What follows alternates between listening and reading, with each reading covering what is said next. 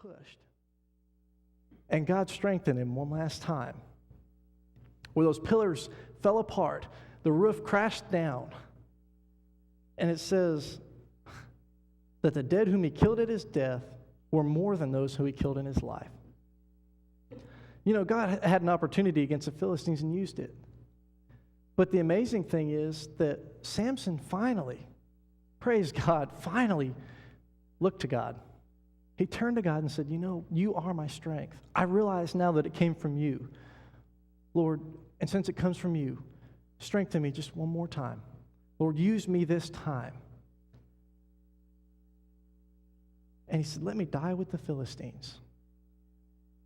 You know, the thing that he finally realized was the surrender of his own life led to awesome things that God could do.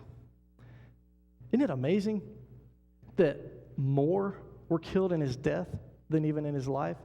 So in one act of surrender, more was done than his entire life of a pursuit of pleasure and comfort and gain. So, tells me we are strongest. We are most effective and most used of God when we are surrendered to God, when we are lined up in His will. That's the place to be. It's the place to be. Just real quickly, Samson killed a lion with his bare hands. Said it was like killing a goat, a young goat. Personally, I've never killed a goat with my bare hands either. I think that's quite a feat, to kill a lion with your bare hands. He killed 30 men just to get the change of clothes that they were wearing because he lost a bet. 30 men. The Philistines had laid in wait one night. He was with a harlot. They laid in wait. They were going to kill him in the morning. He left at midnight. He got out to the city gate, ripped it out of the wall, along with the post, carried it up the hill and threw it in. He just relocated their gate. You know, these gates are not something that probably even two men by themselves could carry. We just threw it up on his shoulders, took it up there. God had blessed him and empowered him incredibly. He, at one point, even captured some foxes, tied them together, put torches between them, and ran them through the grain fields of the Philistines and burned them. There was a time that his countrymen, his even fellow Israelites, about 3,000 of them, were going to bring him up to the Philistines to hand him over to them. When he got close, the Philistines said that they shouted, and he picked up the jawbone of a donkey and killed at least 1,000. It said he killed 1,000. It might have been more, maybe it was 999. It said 1,000. He killed 1,000 with a jawbone of a donkey. And in all those things, it says that more died at his death than in his life. God used him more powerfully, again, in that one act of surrender than in his whole life. God can use you. God can use me if we'll surrender. And I'm going to close with this, and that's that Samson was a Nazirite. I had to cover this real briefly because I think it is very similar to being a Christian. The Nazirite vow was one that a person normally would set aside a period of time that they would be set apart for the service of God. Most of them were just for a month, a year. They'd set it up. There's a few individuals that was from birth to death. Samson was one. Samuel was another.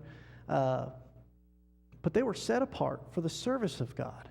This isn't just talking about any ordinary person.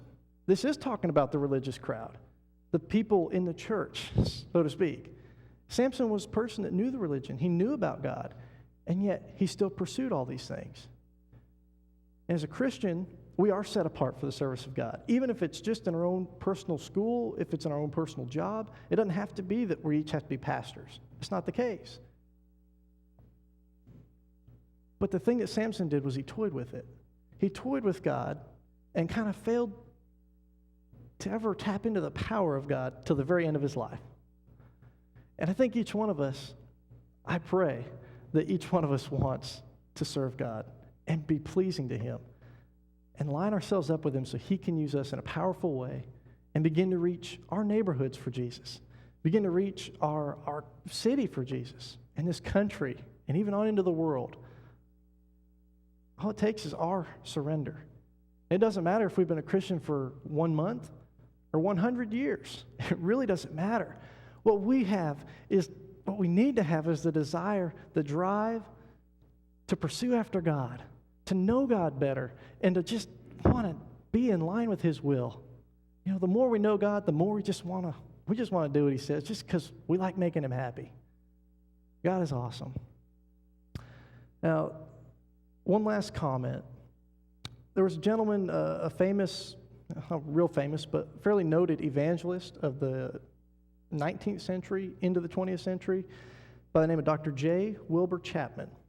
And he was commenting on another man and said that he learned from this man that the greatness of a man's power is the measure of his surrender. And I agree with that.